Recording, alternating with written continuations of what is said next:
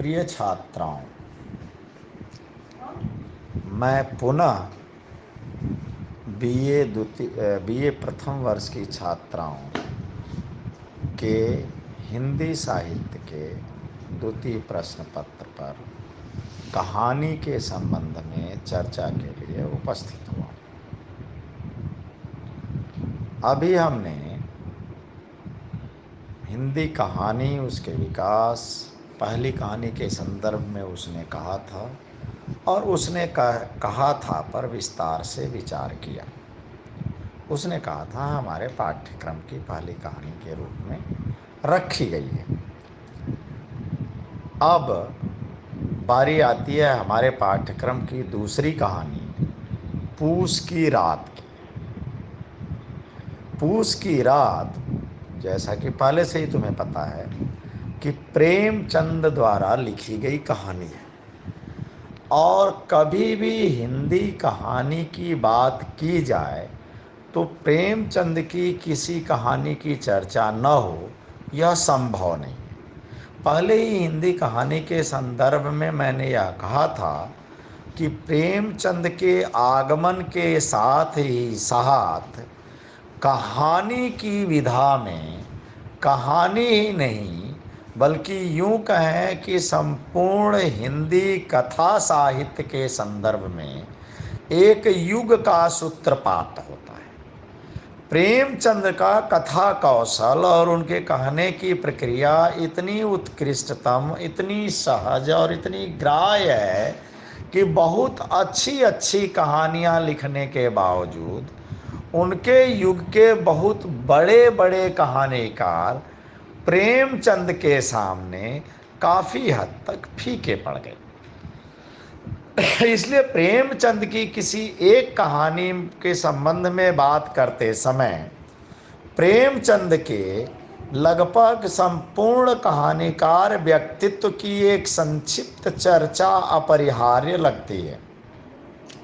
प्रेमचंद की कहानियों की सबसे बड़ी खासियत ये है कि प्रेमचंद को बहुत सारी बातों में समानता लाने वाली दृष्टिकोण से बात करने के बावजूद बहुत सारे आलोचकों ने कभी महाजनी सभ्यता, कभी कृषक सभ्यता, कभी प्रगतिशील समाज, कुछ लोगों ने तो घुमा फिरा करके मार्क्सवाद तक उनको ले जाने की कोशिश की।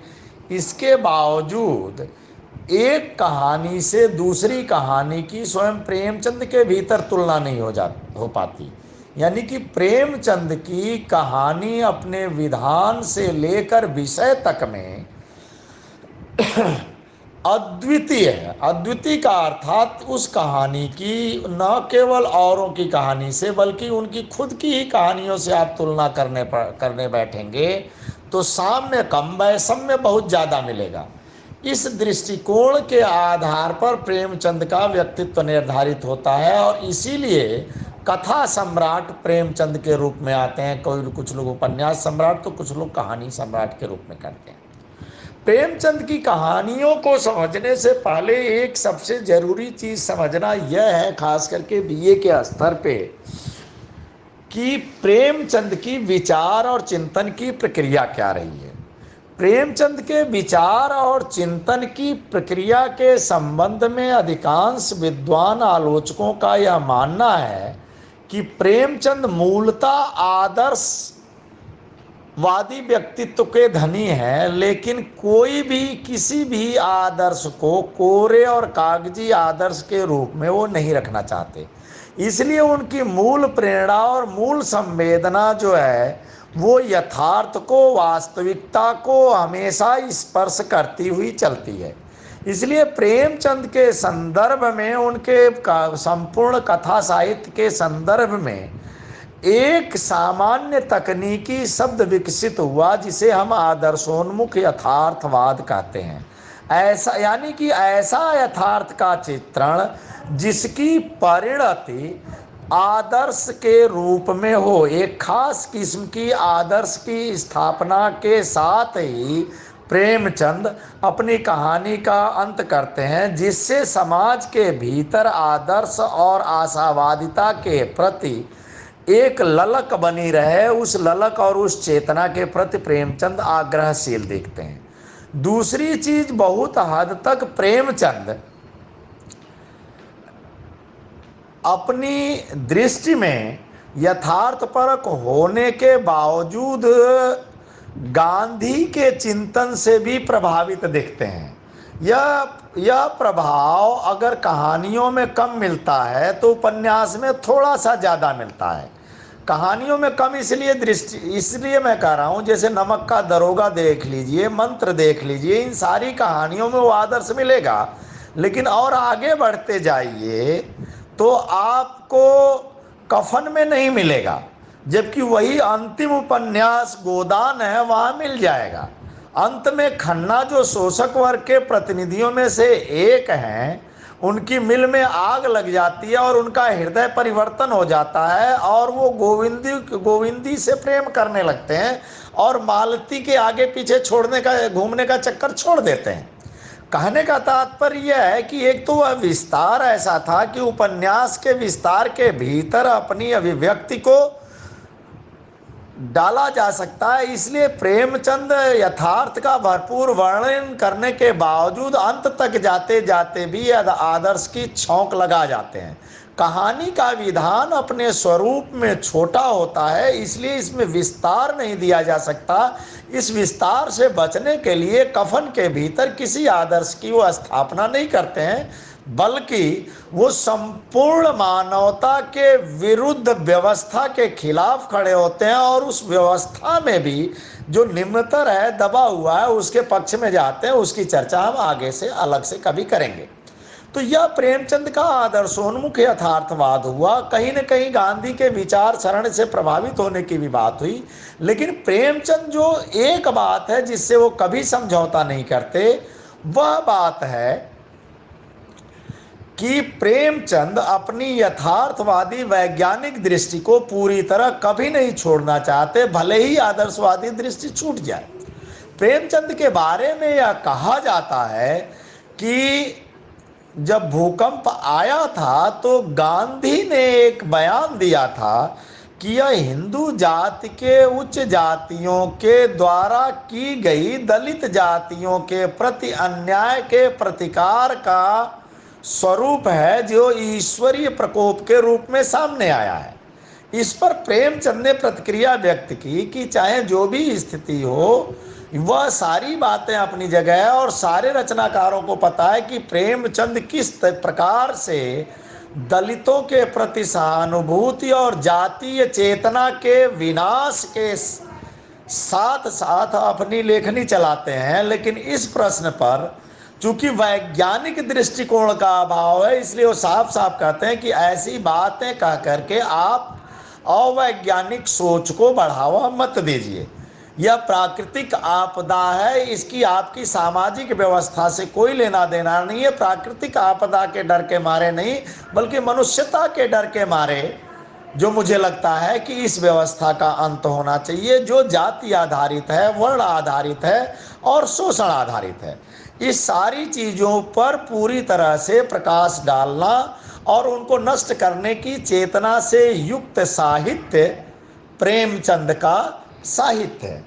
प्रेमचंद के साहित्य की जो दूसरी बड़ी विशेषता है वो ये है कि एक साथ ही साथ जहाँ वह जातीय चेतना और ऊंची जातियों द्वारा नीची जातियों के शोषण के प्रतिरोध में लिखते हैं, वहीं कहीं न कहीं प्रेमचंद के साहित्य में मार्क्सवाद के प्रति मोह न होने के बावजूद एक वर्गीय चेतना उनके यहाँ देखने को मिलती है और उस पर भी प्रहार करते हैं। वह वर्ग घुमा फिरा करके प्रेमचंद के यहाँ अक्सर मिलता है, जिसकी उत्कृष्टतम परिणत तो हमें गोदान में देखने को मिलती है, परंतु अन्य कहानियां भी उनकी इस वर्गीय चेतना से अछूती नहीं रही हैं। इसी वर्गीय चेतना के परिणाम के रूप में हमें जो अति महत्वपूर्ण कहानी दिखती है वो कहानी है पूस की रात। यह कहानी हमारे पाठ्यक्रम में इसी दृष्टि से बीए प्रथम वर्ष के द्वितीय प्रश्न पत्र में संकलित की गई है।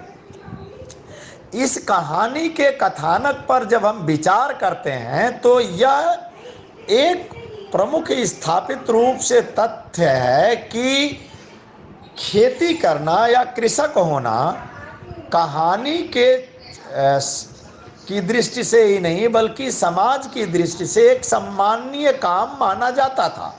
लेकिन महाजनी सभ्यता के भीतर किसान के शोषण के कई औजार निहित थे, जिसमें जमींदार एक तरफ था, दूसरी तरफ पैसे वाला साहूकार एक तरफ था, और उन सबकी निगाह किसान की खेती पर रहती थी। साहूकार की निगाह अगर ब्याज के रूप में किसान की खेती पर रहती थी, तो जमींदार की निगाह लगान के रूप में किसान की खेती पर रहती थी। ऐसे में स्थितियां यह बन गई थी कि जो सबको अन्न प्रदान करने वाला किसान है वह खुद भूखा सोता रहता है, बल्कि उसका पेट भरने का जरिया मजदूरी बेहतर तरीका बनने लगती है, जो सामाजिक वर्ण क्रम की दृष्टि से, काम की दृष्टि से वह हेय माना जाता है, लेकिन आर्थिकोपार्जन की दृष्टि से वो ज्यादा उपयोगी साबित होने लगता है इस व्यवस्था के कारण।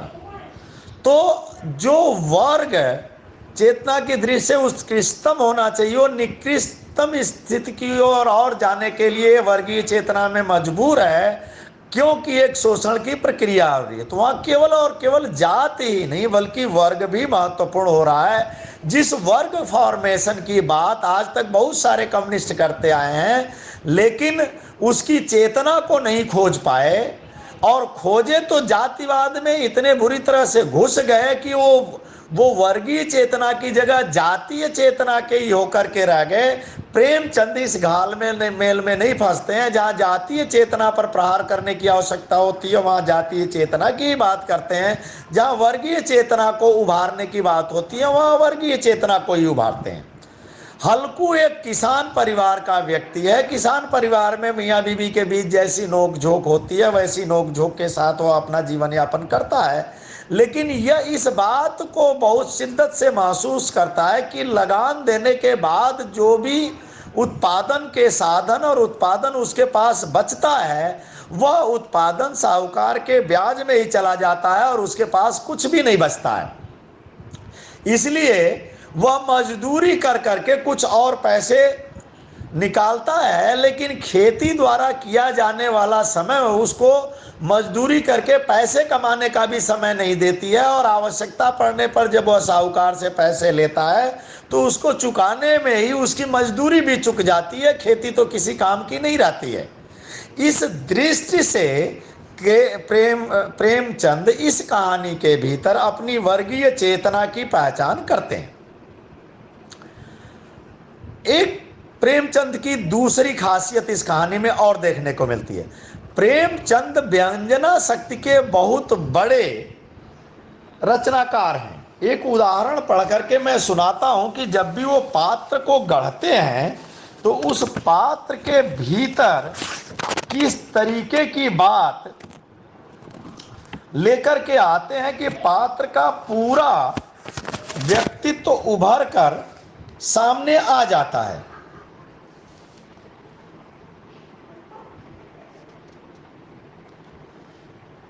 इस कहानी का मूल पात्र है हल्कू। हल्कू का अर्थ है हल्का। प्रेमचंद उसका चित्र बनाते हुए कहते हैं कि वह अपना भारी भरकम डील लिए हुए, मतलब नाम तो हल्कू है लेकिन उसका शारीरिक आकार प्रकार बहुत भारी भरकम है।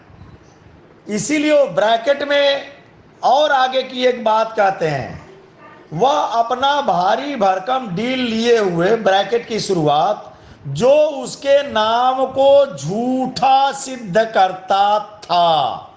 यानी मुहावरा सुना होगा तुम लोगों ने, आंख के अंधे नाम नैन सुख। डील डॉल तो बहुत भारी भरकम है लेकिन नाम इसका हल्कू है। स्त्री के समीप आ गया और खुशामद करके बोला, ला दे दे, गला तो छूटे, कंबल के लिए कोई दूसरा उपाय सोचूंगा। उसने मजदूरी करके कुछ पैसे इकट्ठे किए थे कंबल खरीदने के लिए, लेकिन साहूकार अपने ब्याज का दबाव इतना बढ़ाता है कि वो जो इकट्ठे मजदूरी द्वारा एकत्रित पैसे अपने पत्नी को देता है, पत्नी कहती है कि अगर उसको दे दोगे तो इस भरे जाड़े में कंबल का क्या होगा।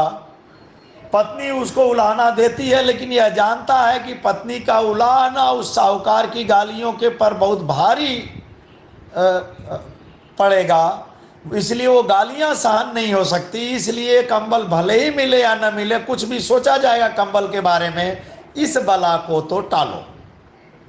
इस प्रक्रिया में उसके संपूर्ण व्यक्तित्व भारी भरकम डील डौल के साथ नाम से हल्के होने के व्यंग को निरूपित करते हुए प्रेमचंद चलते हैं। इस लेक्चर के संदर्भ में बस इतना ही। अगली बात आगे कल के लेक्चर में करेंगे।